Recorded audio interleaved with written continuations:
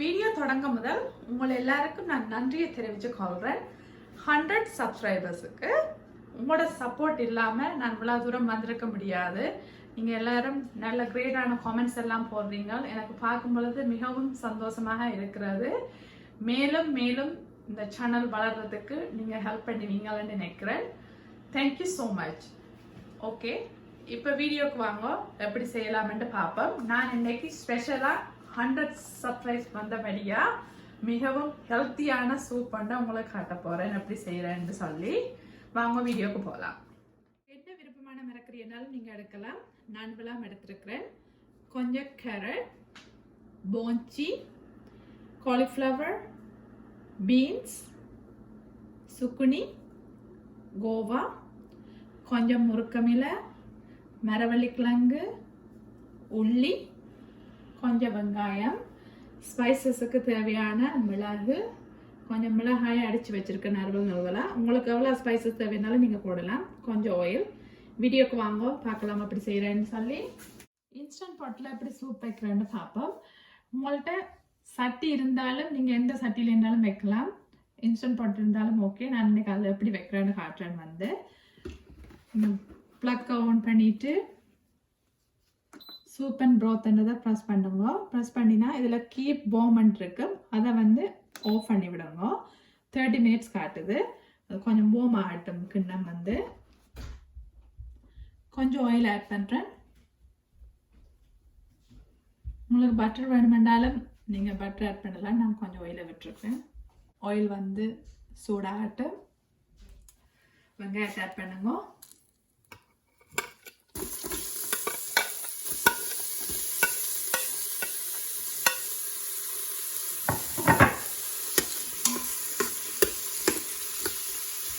இது கூட நேரம் பதம் போடணும் இல்லை, ஒரு 5 மினிட்ஸ் லைட்டாக வதங்கினா ஓகே. வந்து வெங்காயம் ரெடி ஆயிடுச்சு.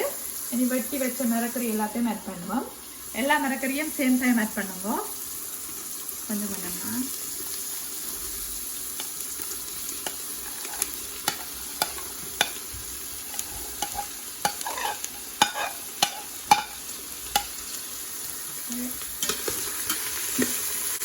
போட்டுட்டு நல்லா மிக்ஸ் பண்ணி விடுங்க.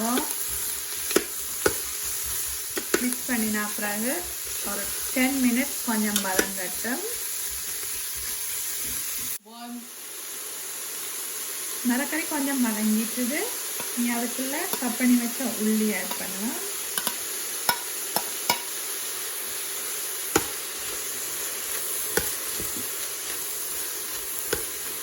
உள்ளி ஆட் பண்ணிட்டு முருக்கமிலையே போடணும். அதில்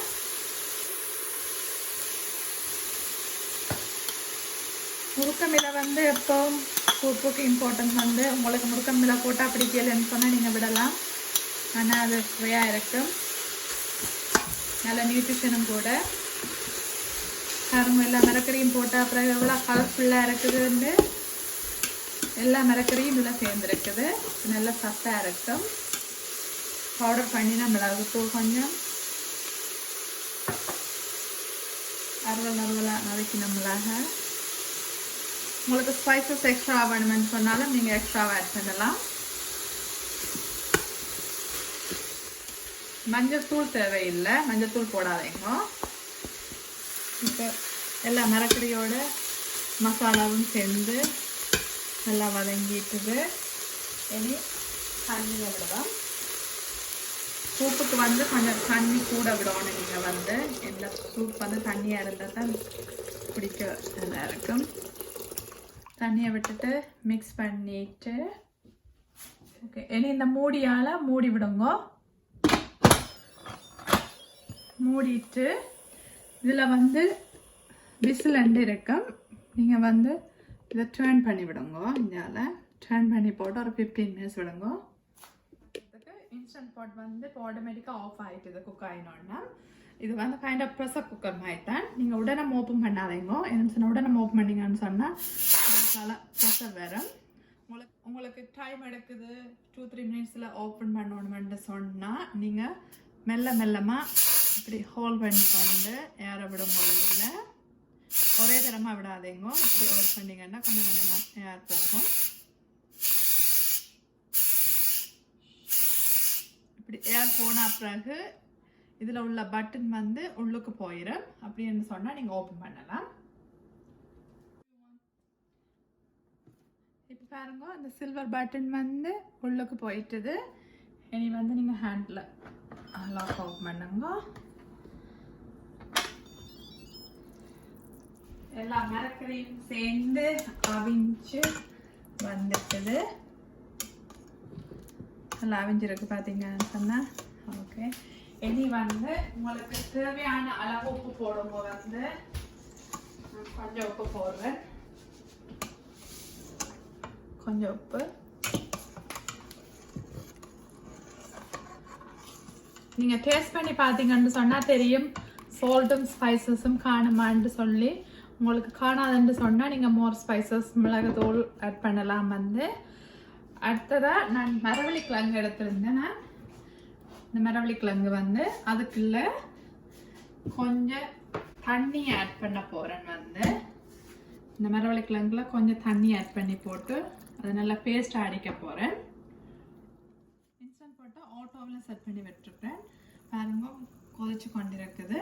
நார்மலாக வந்து நான் கொஞ்சம் குத்தரிசி எடுத்துட்டு சிவப்பு ரைஸ் எடுத்து திரும்ப அவிய விட்டுட்டு இதுக்குள்ள மிக்ஸ் பண்ணுறேன். நான் முதல் வந்து உங்களுக்கு அதை சொல்ல மறந்துட்டேன். இப்போ நான் அவிச்சு எடுத்துருக்கிறேன். வந்து அதை கொஞ்சம் ஆட் பண்ணுங்க. உங்களுக்கு அது விருப்பம் இல்லாட்டி நீங்கள் பாஸ்தா வேணுமென்றாலும் ஆட் பண்ணலாம். வந்து நான் நார்மலாக ரைஸ் தான் போடுறேன். அப்போ ரைஸே போடுறேன்.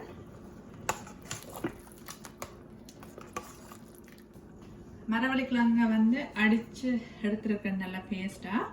மரவள்ளி கிழங்கு வந்து என்ன ஆட் பண்ணுறேன்னு சொன்னால் வந்து இப்போ பார்த்தீங்கன்னு சொன்னால் சூப் வந்து சரியா லிக்யூட்டாக இருக்குது, தண்ணி தன்மையாக. வந்து அப்போ கொஞ்சம் திக்காக இருக்கிறதுக்காகத்தான் நான் இதை விடுறேன்னா. சில பேர் வந்து கார்ன் ஸ்டார்ச் விடுவிடும், ஆனால் எனக்கு அது விருப்பம் இல்லை. நீங்கள் மரவள்ளி கிழங்கு அடிச்சுட்டு போடும்போது டேஸ்டாகவும் இருக்கும். எல்லாரும் கூழுக்கு மரவள்ளி கிழங்கு தான் போடுறேன் நீங்கள். அப்போ அதே மாதிரி இதையும் அடித்து போட்டு போடுங்க. போட்டுட்டு நல்லா மிக்ஸ் பண்ணி போட்டு ஒரு 5 மினிட்ஸ் கொதிக்க விடுவோம். நல்லா மரவள்ளி கிழங்கு எல்லாத்தையும் விட்டு மிக்ஸ் பண்ணியாச்சுது. இப்போ சூப்பை பாருங்க எப்படி இருக்குன்னு சொல்லி. கொஞ்சம் திக்காக இருக்குது. இது பிடிக்கவும் நல்ல இதாக இருக்குது. உங்களுக்கு வேணுமென்று சொன்னால் நீங்கள் கொஞ்சம் வெங்காயத்தை தாளிச்சிட்டு போடலாம். வெங்காயம், கருவேப்பிலை, செத்தல் மிளகாயை சொட்டு எண்ணெய் விட்டு தாளிச்சிட்டும் போடலாம். நான் அதிகமாக அதை போடுறதில்ல. வந்து புளிக்கஞ்சின்னு சொன்னால் அது போடுவேன், இதுக்கு போடுறதில்ல.